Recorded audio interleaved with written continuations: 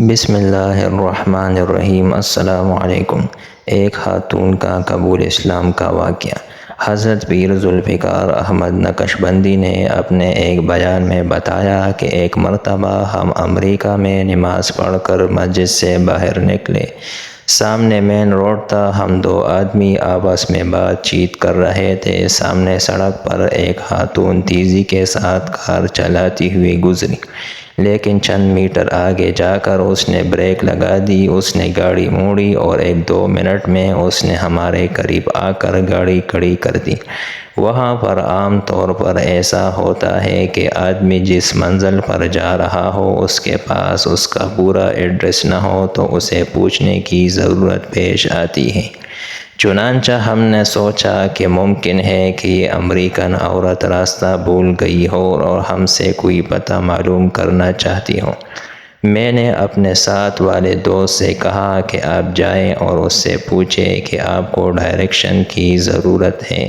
جب اس نے جا کر پوچھا تو وہ کہنے لگی، نہیں، میں تو اپنے گھر جا رہی ہوں اور گھر کی ڈائریکشن تو ہر ایک کو آتی ہے۔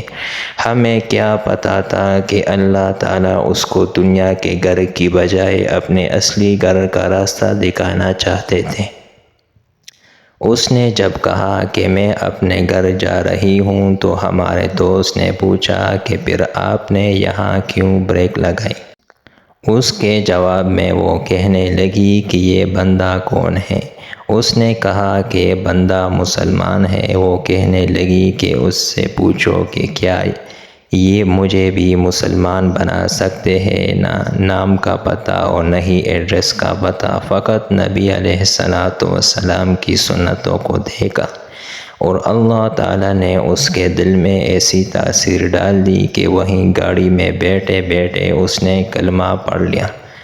اس عاجز نے اسے اپنا رومال دے دیا جس کو اس نے اپنا دوپٹہ بنا لیا اور پھر اپنے گھر کو روانہ ہو گئی۔ سبحان اللہ۔